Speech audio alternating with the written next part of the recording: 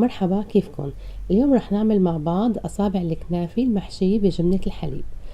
أول شي لهي الأكلة بدنا أول شي جبنة الحليب، يلي نحنا مع بعض عملناها المرة الماضية عن طريق الحليب. فرقت الحليب باستخدام الخل، كيلين حليب حطيته على الغاز لحد ما بلش يغلى، نزلت له 3 ل 4 معالق خل، ووقتها فرق فصل الجبنة عن وصل الحليب. هلا انا اخدت هاي الجبنه وصفيتها كتير منيح مشان استخدمها بحشوة الكنافة.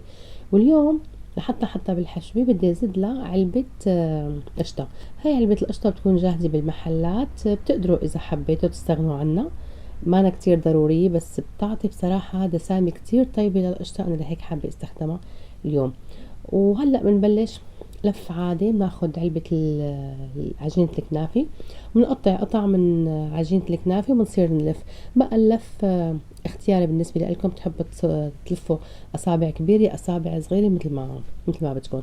بالنسبة للشكل هاد هلا هو مبين شوي مشوه تقريبا، بس لا أبدا، لما بلفهم وبحطهم بصفهم بالصينية جنب بعض بيمسكوا بعض.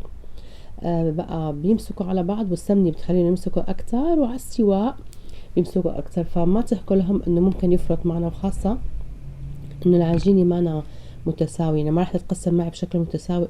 بالنسبة للقطع الصغيرة هاي اللي بقيت من عجينة الكنافة أنا ما بدي أغسلها بصراحة، لهيك بدي أحطها بصحن بايركس، بفرشها كتير منيح وبرصها هيك شوي بإيدي، بضغطها شوي وبحط فوقها الجبنة بفردها عليها، بس ما بدي خليها توسع على الأطراف عشان ما تنحرق معي.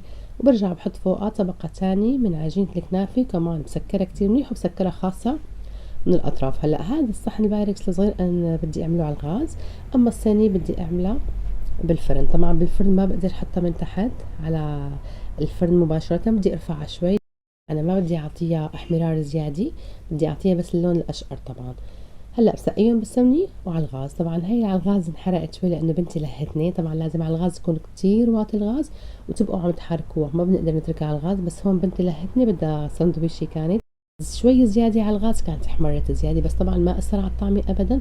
احمرت شوي زيادة بس الطعمة ما فرقت أبدا، وكتير طيبة بصراحة. هلأ بعد ما تطلع من الفرن، الصينية الكبيرة أنا قلبتها بصينية تانية ورجعت حمرت لها الوجه. وهلأ بنسقي بالقطر، طبعا الصينية سخنة القطر بارد، وبتاكل قطر كتير منيح لأنه العجينة الجبنة اللي بقلبها بتمص قطر. نتركها بقى لتهدى شي 10 دقايق. بتحبوا تاكلوا ساخن، بتحبوا تاكلوا بارد، وألف صحة وهنا.